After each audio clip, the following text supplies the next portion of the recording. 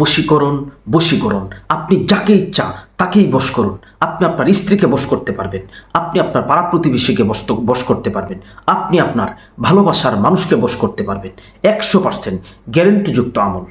সম্মানিত নাজিরিন, কেমন আছেন সকলেই? আলহামদুলিল্লাহ, আমি ভালো আছি।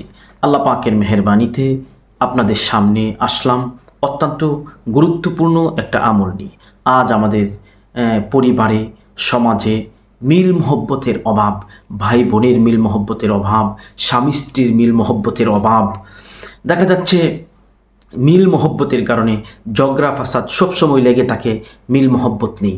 সম্মানিত নাজরিন, আমি একটা আমল দিব, এটা বশীকরণ আমল, মহব্বত এবং বশীকরণের আমল। এটা অত্যন্ত গুরুত্বপূর্ণ আমল। আপনি যাকে বশ করতে চান, আপনি যাকে আপনার কবজায় আনতে চান, আপনার মহব্বতে সে যেন হাবুডুবু খায়, এরকম যে করতে চান, তাদের জন্য এই আমলটা অত্যন্ত গুরুত্বপূর্ণ। তবে ভাই, অবৈধ কাজে ব্যবহার করা যাবে না, একদম নিষেধ। এটা এমন একটা আমল যেটা আল্লাহ তাআলার নাম দ্বারা এই আমলটা করা হবে। আল্লাহ সুবহানাহু ওয়া তাআলার নাম পুত পবিত্র নাম। আমার আল্লাহ পুত পবিত্র, তার নামও পুত পবিত্র।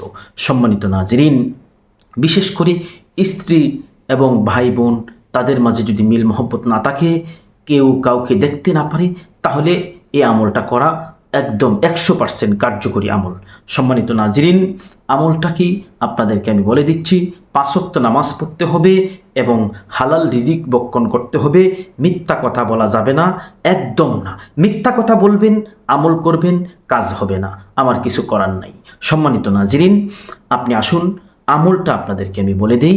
আপনি 5 ওয়াক্ত নামাজ পড়বেন আর আপনি চোখ বন্ধ করে আল্লাহ তাআলার নাম ইয়া কাহ্হার, এই নামটা আপনি চোখ বন্ধ করে 111 বার পড়বেন।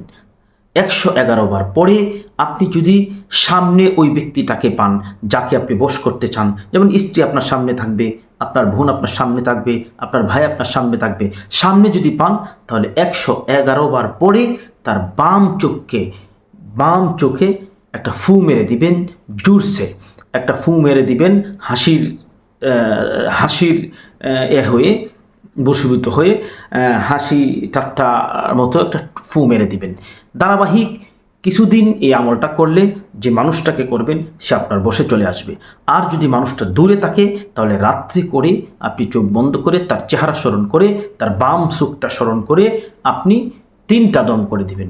কিছুদিন করলেই ওই মানুষটা আপনার বশে চলে আসবে ইনশাআল্লাহ। আল্লাহ তাআলার হুকুম অনুযায়ী, নবীর সুন্নাহ অনুযায়ী যদি আপনি জীবনকে পরিচালনা করেন আর আমল করেন, 100% গ্যারেন্টিযুক্ত আমল, কাজ হবেই হবে, আপনার বশে চলে আসবে ইনশাআল্লাহ।